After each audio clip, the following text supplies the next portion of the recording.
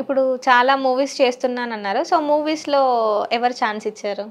Movies ఓటికి అవే వచ్చినాయి నాకు. ఎవరైనా చెప్తారు కదా, ఈ మధ్య నాకు ఒక ఇదే ఇప్పుడు 3 days తర్వాత మూవీ ఎలా ఆఫర్ వచ్చిందంటే, వైజాగ్ సత్య అని ఉన్నాడు కదా, ఆ అన్నయ్య కాల్ చేశాడు, శాంతి ఎట్లాగా మూవీ షూట్ ఉందిరా 1 week చేసుకోరా పేమెంట్ అని చెప్పి అమ్మతో మాట్లాడిండ్రు. సరే అన్నయ్య వస్తున్నా అని చెప్పి ఇప్పుడు వచ్చిన అట్లా. సో ఇంకెన్ని డేస్ ఉంది మరి మూవీ షూట్? ఇంక 1 week, ఇంకొక 1 week ఉంది. సో అది థియేటర్ మూవీయేనా? అవును, థియేటర్ మూవీ. అందులో క్యారెక్టర్ ఏంటి మరి మీది? Comedy character. సో ఇప్పుడు మా కోసం డైలాగ్ చెప్తారా? తప్పకుండా. ఓకే. గుళ్ళో దేవత ఉంటది కానీ ఎదురుగా ఈ దేవత చెప్పలేనా? నాకే వేసేసారా? చెప్తాను మీకోసం. ఓకే. బంగారం, చాలా మంది అడుగుతున్నారు నీ బంగారం ఎవరని. ఏమన్నా సమానం చెప్పను, నువ్వు దూరంగా చెప్పనా, లేక నా దగ్గర లేవని చెప్పనా, ఒకటి చెప్పనా, చిట్టికి నీరు పోస్తుంది పువ్వేరు పోస్తుంది, అలా నా ప్రేమకు నువ్వు ప్రేమను పంచితేనే కదా నా మనసులో బాధ నీకు అర్థమవుతుంది. చీ పోరా. చీ పోరా. మరి వాటర్ ఎవరైనా పోసారా? నీళ్ళు ఎవరైనా పోసారా చెట్టుకి?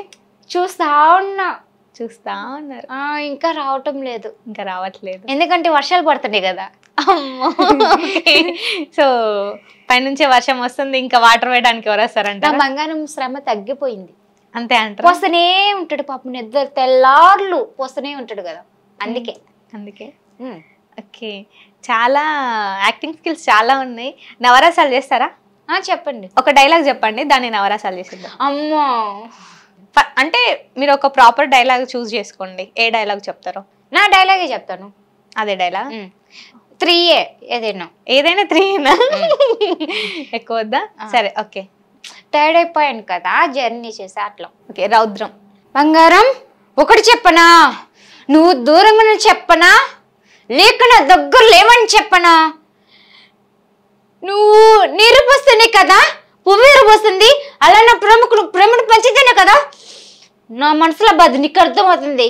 చీ పోరా. ఓకే. హాస్యం. బంగారం, చాలా మంది అడుగుతున్నారు నీ బంగారం ఎవరని. ఏమని సమాధానం చెప్పను, నువ్వు దూరంగా చెప్పనా, లేక నా దగ్గర లేవని చెప్పనా, నువ్వు చాలా మంది అడుగుతున్నారు నీ బంగారం ఎవరని. చీ పోరా. ఈ లాస్ట్ లో చీ పోరా అని ఎందుకన్నారు? అంటే వాడు నా దగ్గరికి రా అంటే రావటం లేదు, అందుకే పోరా అన్నా. ఓకే. ఎవరినైనా రమ్మని అడిగారా మరి? లేదు. ఎవరు నచ్చలే మీకు? లేదు.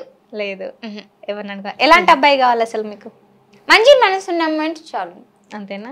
ఆ అబ్బాయి మంచి మనసు ఉంటే చాలు. ఎప్పటికైనా ఆస్తులు ఏముంది, డబ్బుది ఏముంది, కష్టపడొచ్చు ఇద్దరం అట్లా.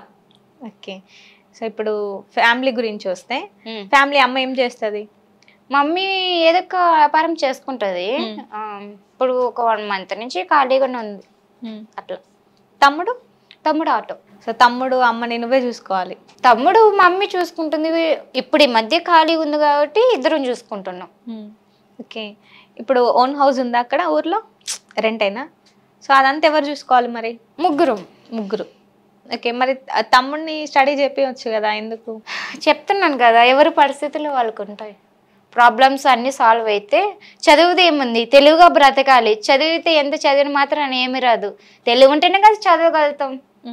అంతే, మాకు తెలివి ఉంది చాలంటారా?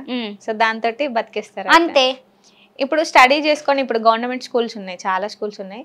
అంటే కొంతమంది ఇప్పుడు మీరు తమ్ముని చూసుకోవచ్చు, అంటే ప్రమోషన్స్ కానివ్వండి లేకపోతే షూటింగ్స్, సో ఇలా చేసుకుంటూనే ఫ్యామిలీని చూసుకుంటున్నారు కదా. సో ఎందుకు స్టడీ ఆపేయడం అనేసి ఎవరికైనా నాదేముంది, ఎంతమంది కొన్ని వేల మంది కూడా ప్రాబ్లమ్స్ వల్ల స్టడీ ఆగిపోయి ఉంటుంది కదా. మరి వాళ్ళ పరిస్థితి కూడా అంతే. ఎవరి ప్రాబ్లమ్స్ వాళ్ళు, బాగా ఉన్న వాళ్ళు చదివించుకుంటారు, లేని వాళ్ళు కూడా కొంచెం చదువుకుంటారు.